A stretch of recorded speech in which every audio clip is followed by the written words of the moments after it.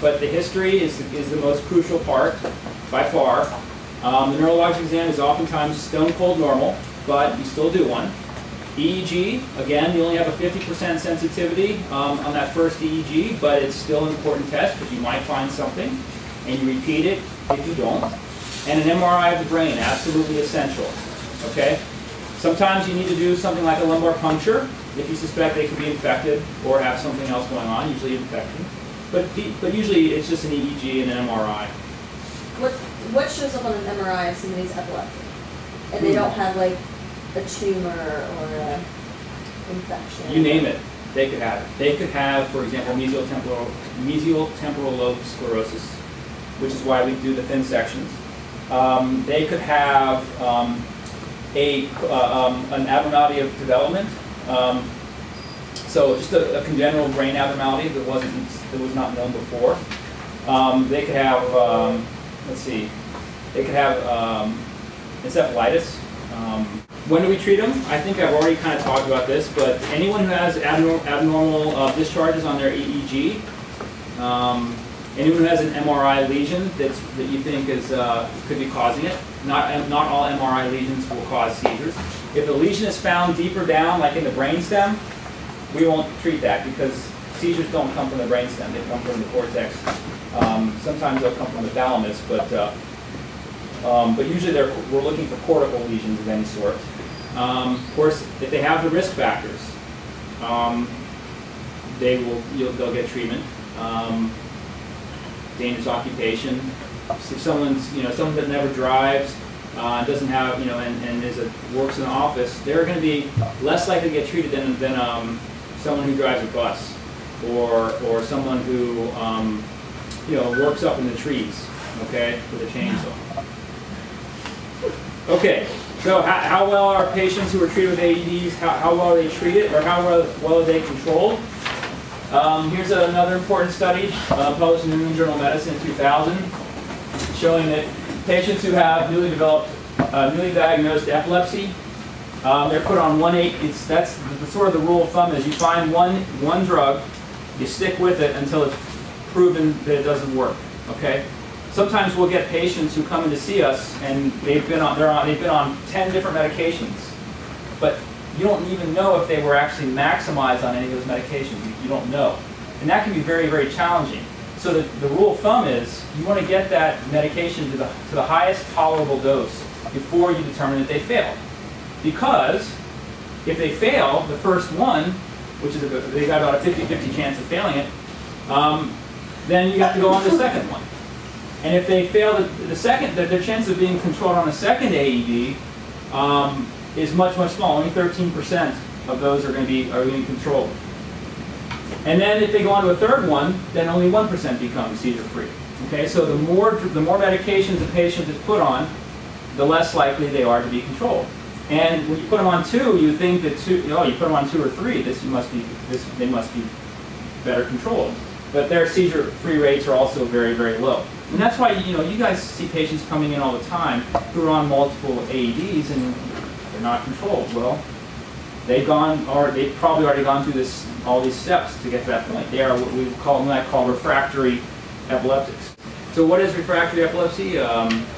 Basically, if a patient has failed 2 or 3 first-line AEDs, then they're considered to be refractory. So that's pretty common.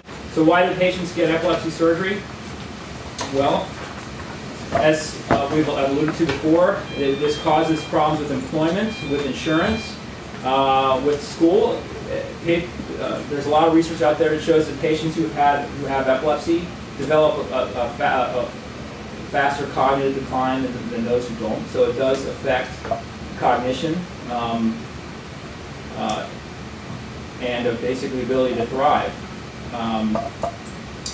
Patients with epilepsy have a higher mortality rate and higher rates of SUDEP, which is sudden unexplained death in epilepsy, SUDEP.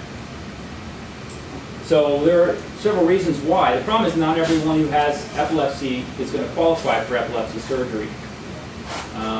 For example, patients with generalized epilepsy generally do not, because there's no particular it starts in the whole brain, there's no particular lesion to go to to cut out. So generally these are only going to be the patients with partial seizure. So who are the patients who are candidates for surgery? Again, mostly for partial epilepsies, those who are intractable. So they have to have failed at least 2, but usually have gone through many, many more anti-epileptic drugs, and they've usually gone through dual therapy and tri-therapy. So they could be on three medications. They're still not controlled.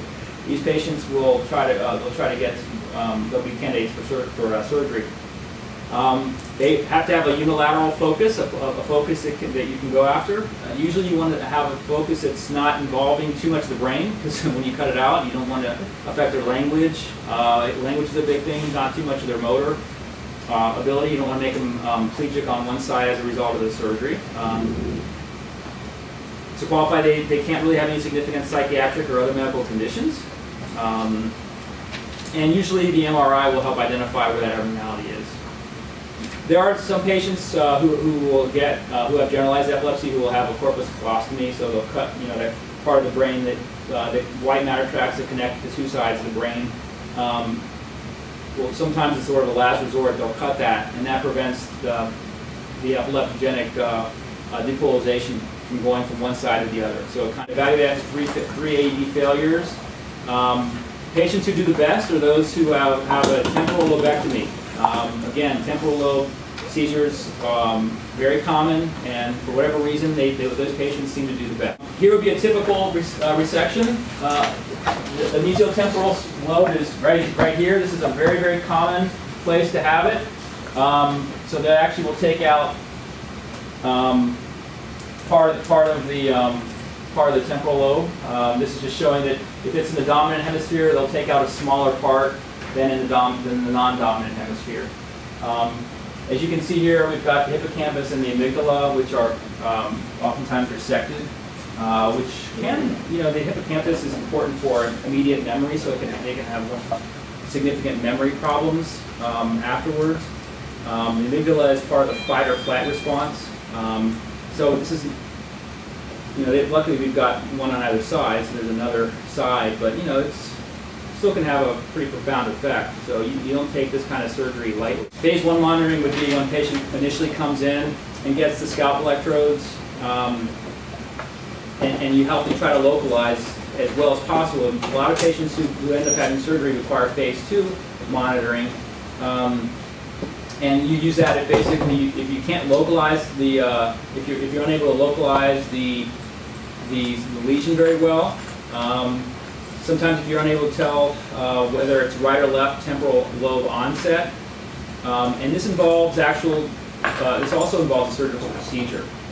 Putting electrodes actually directly onto the brain itself. So you're getting rid of the scalp, of the skull and the fat, all that fat and the dura, you're getting rid of all that stuff and getting a much, much better, much clearer picture of where the lesion might be on the brain. So again, these electrodes are literally placed on the brain. This is a grid here. And that's just an X-ray shot. Switching gears here, here's what the vagus nerve stimulator is. So this is the battery pack that ends up actually under the clavicle, and the electrodes right here end up getting wrapped around the vagus nerve right about here in the neck. Okay, so it's put here and then put under, and then the electrodes are fed up under the skin up to the vagus nerve. Vagus nerve, by the way, isn't all that great. It's maybe equivalent to adding on another AED. And these patients who get this typically are refractory. I've talked to a number of the epileptologists, and it's better than nothing, but it just doesn't seem to be the magic pill that people had hoped it would be. They're not really sure how it works, but basically the vagus nerve provides afferent or stimulation to the brain, sensory afferent stimulation to the brain, and somehow stimulating that has been shown to somehow reduce seizures. It's actually firing not just when a seizure starts, but it's actually always, it's on all the time, and it's sort of creating kind of impulses. Yes, firing impulses continuously.